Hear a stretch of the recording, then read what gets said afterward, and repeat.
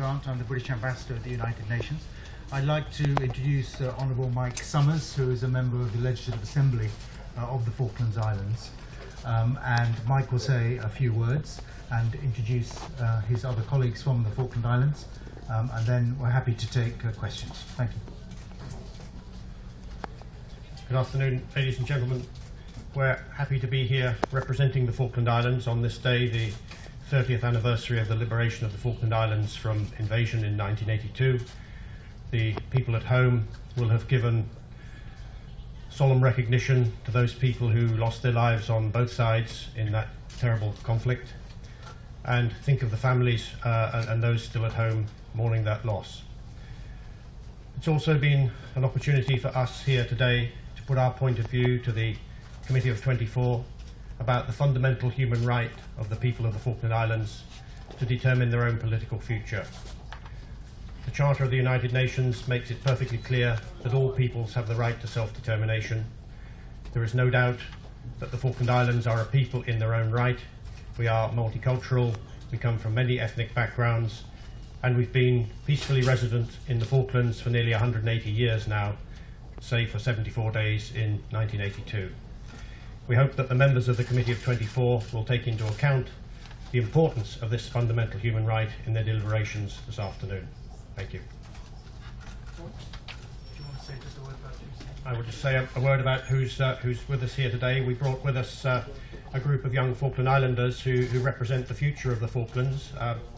It's fine for all the politicians to perhaps look backwards as well as plan forwards, but these young professionals will be looking forward to taking our islands forward for the next 2 or 3 decades perhaps. They are James Marsh, who's a 6th generation Falkland Islander, Kara Stevens, who's also 6th generation Falkland Islander, Christine Ormond, who's 4th generation Falkland Islander, Andrew Pollard, who's a 5th generation Falkland Islander, Ailey Biggs, who's 7th generation Falkland Islander, and Michael Poole, who's a 5th generation Falkland Islander. I'm also 6th generation. If you needed any more evidence that there were real people living in the Falkland Islands who are not an implanted population, you need no more. Mr. Summers, I am Daniel Castaño from the Public Television of Argentina. Very respectfully, sir. You told that 30 years ago Argentine troops invaded the islands, yes? Isn't it true that in 1833 British troops invaded the islands too? So how is it possible to repair this if not because of the dialogue? History of the Falkland Islands did not begin in 1833. It began very much earlier than that, and the British first claimed the Falkland Islands for the United Kingdom in I think 1766. They never relinquished that claim to sovereignty. So anybody who was on the Falkland Islands at the time in 1833, unless they were there with the permission of the British Crown, had no right to be there. The British did not invade in 1833. Perhaps Mike, sorry, can just add on that question, that we heard some accusations today in the C24 committee that the civilian population on the island in 1833 was ejected forcibly by the British. That was completely untrue. The few civilian residents who were on the island at the time, they were encouraged to stay, and indeed most of them did stay. Very few actually left. We can give you the names of the people who left. So few in number were there at that time. So I'm afraid this is an untruth that is put around by Argentine propaganda. Another important date which you didn't hear from the President of Argentina today was 1850. And in 1850, Argentina and the United Kingdom signed a settlement convention which agreed that there were no sovereignty disputes between the two countries. Indeed, there were no international disputes between the two countries. That was the time when Argentina renounced any sovereignty claim to the Falkland Islanders. And having made complaints about sovereignty in the run-up to 1850, after 1850, for the next 90 years, we heard only one comment about sovereignty from the Argentine government.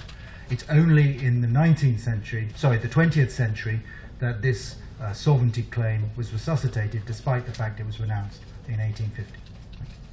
I wanted to ask, in her speech, the President of Argentina read what she called a non-paper or secret document she claimed was a negotiating document.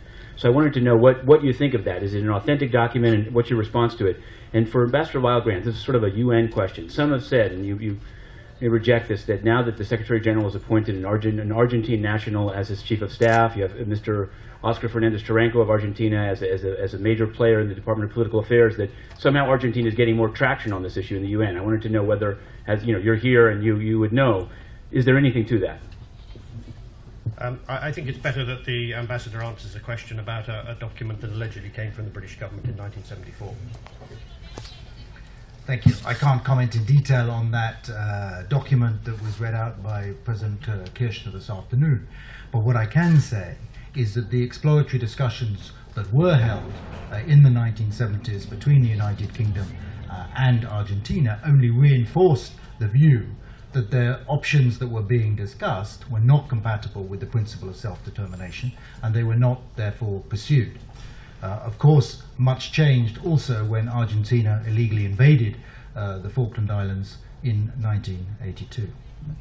On the second question, no. I mean, I don't want to comment on individual nationality of senior UN officials. All UN officials are officials of the United Nations, and their loyalty is to the United Nations, not to their country of origin. So I don't think that is relevant in this discussion. Some had said that when they visited before that there was some consultations between DPA and the foreign minister, but at the time that you gave the briefing with the various video presentations in the Dag Hammarskjöld Library. That's why I'm asking you, only because I'd actually heard there was some interplay between their visiting delegation and an Argentine DPA staff member. You'd have to ask them that. I'm not aware of that. Okay. Ambassador and Mr. Falkland represented.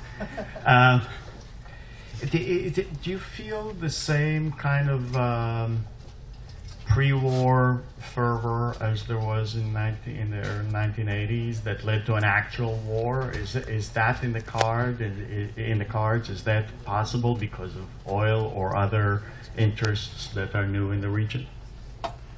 I mean, in the Falkland Islands, we do not feel we're in a pre-war position. We're in the happy situation that the Argentine government has said ever since 1982 that it would not again resort to war over the Falkland Islands, and the governments of Argentina continue to repeat that. So no, we don't feel we're in that position. I think I would just like to make a reference to the comments that have been made about history, and ask you, in considering the history, to balance that with the fundamental human rights issue that we're talking about here. Self-determination is a fundamental human right. It's referenced in Chapter 1 and several other sections of the UN Charter. And it almost doesn't matter what the history was 200 years ago, 150 years ago, 100 years ago. The fact of the matter is that Falkland Islanders are distinct people in their own right, have been living in these islands for nearly 180 years. And the fundamental principle that we're putting forward here to the C24, and that we hope the members will accept, is that that distinct people has a right under the UN Charter to self-determination, and that must not be denied. And could you address the oil issue, whether that plays into the new hostility? The Falkland Island government and people has the right to develop its own natural resources in the way that it thinks fit for the Falkland Islands. That's clear from all international principles, and it's clear from the Constitution of the Falkland Islands. We believe we have the right to develop hydrocarbons, and will continue to do so as long as it's in the best interests of the Falkland Islands and the development of our economy and our society. A question from Robert Moore of ITV to the Ambassador. I mean, if you step back from what's happened here today, I mean, do you regard it as a kind of ritualistic rehearsal of old arguments, or has something changed? Is it a backward step in relations between London and Buenos Aires? Has the President of Argentina increased the pressure, what you might perceive as the sense of intimidation? Has actually anything changed today, or is it just a kind of a ritual rehearsal of old arguments? Well, I think it is disappointing that the level of rhetoric from the Argentinian government has increased over the Falklands in recent months. And we ascribe that, frankly, to a change of politics in Argentina rather than any other change that's happened. Our position has been clear for some time, and if one compares how the 20th anniversary of the Falkland Islands conflict was commemorated, which was commemorated by both sides in a very statesmanlike way, and compare it with the rhetoric that we've seen after the 30 years, I think it's very disappointing. We don't wish that. Britain has good relations with Argentina on almost all issues, and it is only on this issue on which they have raised the level of rhetoric. We regret that, and we're not doing anything to contribute to that. If I may, Ambassador, just if I recognise the Falklands is an important issue, and the moment of today is significant, but there's another issue also of compelling interest to the United Nations, which is of course Syria. Yesterday, the French Foreign Minister seemed to imply that he would support a call for a no-fly zone as an option to be considered by the Security Council. Is that something that Britain supports, and would that not be a clear declaration of war on Syria? Well, we're not focusing on that sort of measure at the moment. My Foreign Minister has made very clear that we don't rule out any options, but we're very focused at the moment on imposing, making live the Kofi Annan six-point plan. We are calling on the Syrian regime to begin to implement the commitments it has made under that plan. So far, it has not done so. Instead, it is brutally killing its people. We're seeing a series of massacres day after day right across Syria. So time is clearly running out on the Kofi Annan plan, but all our energies at the moment are focused on making that plan work. Is there civil war in Syria? Well, There have been different... I think too much has been made of what the characterization is. The declaration or the calling it a civil war doesn't actually change anything. It's not a legal definition. The reality is everyone can see on their TV screens every day the massacres that are happening, the civilians that are being killed. Now more than 15,000 civilians killed over the last 15 months, and we believe that it is time for the Security Council to take much tougher action to enforce the Kofi Annan plan.